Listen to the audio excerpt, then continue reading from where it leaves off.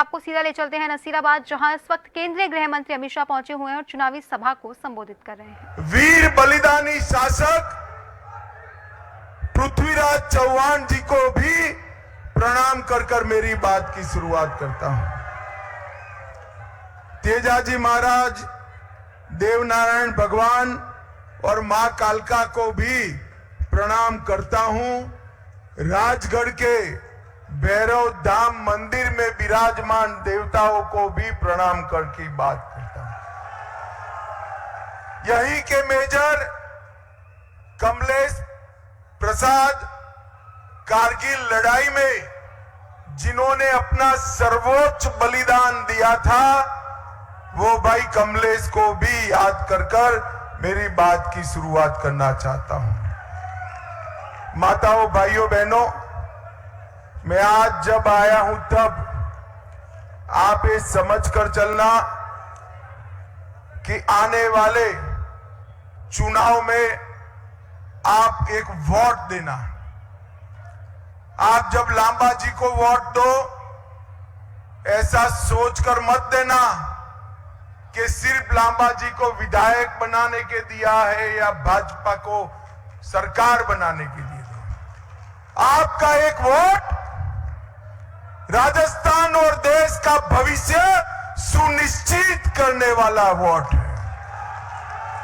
आपका एक वोट राजस्थान की सीमाओं को सुरक्षित करने वाला वोट है और आपका एक वोट भारत को महान भारत बनाने के लिए आपका एक वोट है।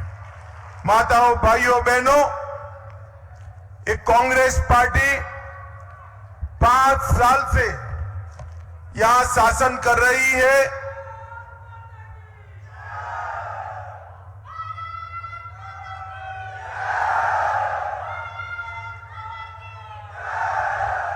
पांच साल से शासन कर रही है। मैंने मेरे जीवन में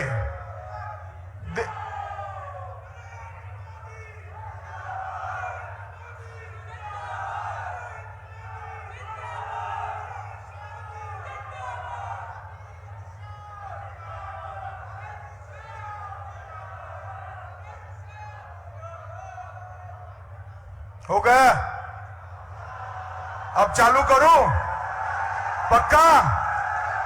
तो बोलिए भारत माता की। मित्रों, मेरे जीवन में मैं देश भर में घूमता हूं, अनेक सरकारें देखी है, मगर ऐसी निकम्मी सरकार मेरे जीवन में मैंने नहीं देखी। ये गहलोत सरकार है, कांग्रेस सरकार, न गरीबों के लिए सुविधा का प्रबंध कर पाई, न पानी का प्रबंध किसानों के लिए किया, न गृहिणियों को, माताओं बहनों को सुरक्षा दे पाई, न कानून और व्यवस्था की परिस्थिति ठीक कर पाई। यहां पर सबसे पहले ये युवा खड़ा रह गया बेचारा, लाल शर्ट पहना है इसने, देखिए लाल शर्ट पहना है। उसको बेचारे को मालूम नहीं गहलोत साहब के सामने जाएगा तो उसकी नौबत बजने वाली है, क्योंकि आजकल गहलोत साहब लाल शर्ट को देखकर सांड की तरह दौड़कर डर जाते। क्यों होता है मालूम है आपको? क्यों होता है भाई, मालूम है? ये देखो दूसरे लाल शर्ट वाला आ गया। चिंता मत करो, मुझे कोई तकलीफ नहीं है यार। क्यों तकलीफ है जय गहलोत साहब को? क्यों तकलीफ है? ये लाल डायरी भरकर इनके काले कारनामे के चिट्ठे उन्हीं के विधायक ने खोले हैं, इसलिए गहलोत साहब डर रहे हैं। माताओं, भाइयों, बहनों, ये अशोक गहलोत सरकार भ्रष्टाचार के मामले में पूरे देश भर में नंबर 1 सरकार है। खनन विभाग में 66,000 करोड़ का घोटाला किया, खनन के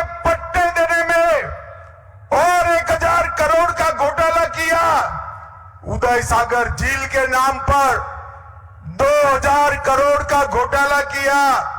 प्रतापगढ़ में लाइमस्टोन के ठेके देने में 1000 करोड़ की खान 5 रुपये में दे दी। सचिवालय में अलमारी में 2.5 करोड़ रुपया और किलो में सोना मिलता है, किलो में सोना।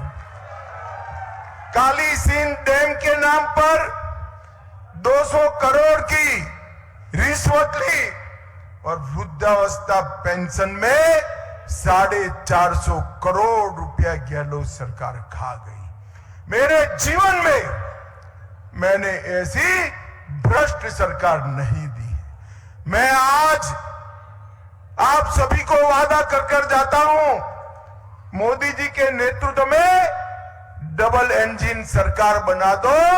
ये सारे भ्रष्टाचारों की जांच करेंगे और रुपया जो गरीबों का खाया है उनको उल्टा लटका कर सीधा करने का काम भारतीय जनता पार्टी की सरकार करेगी। भाई और बहनों, अशोक गहलोत सरकार तुष्टीकरण की सभी सीमाएं लाएंगे।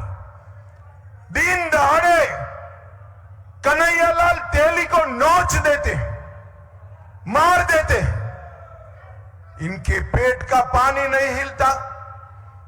19 में टोंक में हिंसा हुई, 20 में डूंगरपुर, 21 में बारा, 21 में झालावाड़, 22 में करौली, 22 में जोधपुर।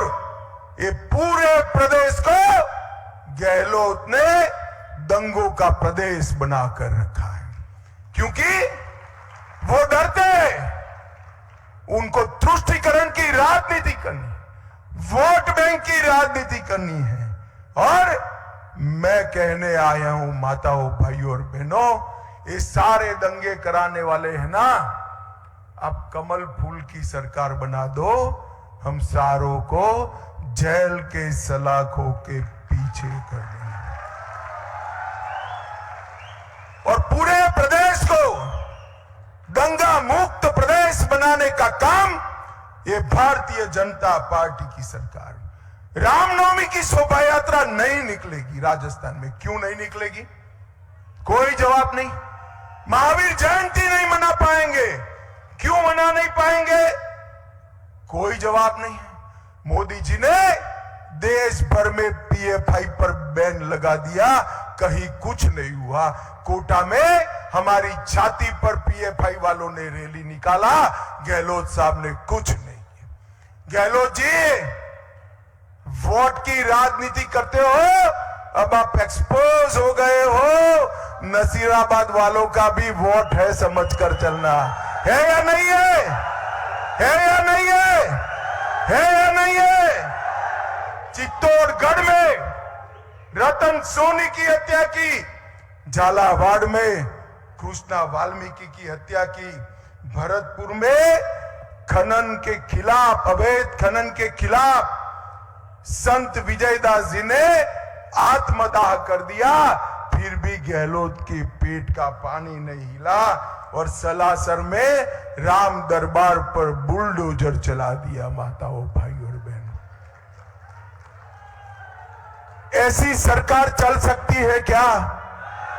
जोर से बोलो, चल सकती है क्या? चल सकती है क्या? उखाड़ कर फेंक दो अशोक गहलोत की सरकार को और कमल फूल की डबल इंजन की सरकार बनाओ। हम राजस्थान को दंगा मुक्त प्रदेश बनाकर आपको सौगात देंगे। दंगा मुक्त प्रदेश बनाएंगे। ये ओबीसी,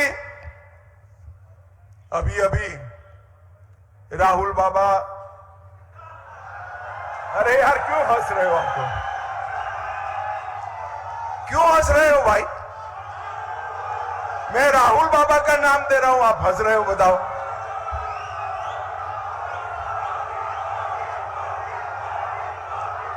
अभी ये राहुल बाबा को किसी ने पकड़ा दिया है, ओबीसी वाला।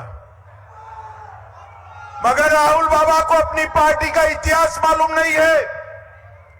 सारे राजनीतिक दलों में अगर ओबीसी विरोधी कोई सरकार है और पीढ़ियों से ओबीसी विरोधी कोई सरकार है तो एक कांग्रेस पार्टी की सरकार। काका साहेब कालेलकर कमीशन का रिपोर्ट आया, ओबीसी को, पिछड़ा वर्ग को संवैधानिक मान्यता नहीं दी। मंडल कमीशन का रिपोर्ट आया, राजीव गांधी ने विरोध किया, पार्लियामेंट के फ्लोर पर विरोध किया। ओबीसी को, पिछड़ा वर्ग को संवैधानिक मान्यता नहीं दी। नरेंद्र मोदी सरकार आई, पिछड़ा वर्ग को संवैधानिक मान्यता देने का काम नरेंद्र मोदी सरकार ने किया है। नरेंद्र, माताओं, भाइयों, बहनों, मेडिकल के अंदर नीट की एग्जाम में 27% आरक्षण देने का काम नरेंद्र मोदी जी ने किया। सैनिक स्कूलों में पिछड़ा वर्ग को 27% आरक्षण देने का काम नरेंद्र मोदी जी ने किया। सेंट्रल स्कूलों में 27% आरक्षण देने का काम नरेंद्र मोदी जी ने किया। और मित्रों, मोदी सरकार के 76 मंत्री है। 76 कितने हैं? 76 मंत्रियों में से 27 मंत्री पिछड़ा वर्ग के बनाने का काम नरेंद्र मोदी जी ने किया। और 1358 विधायकों में से 27% विधायक ओबीसी है और 100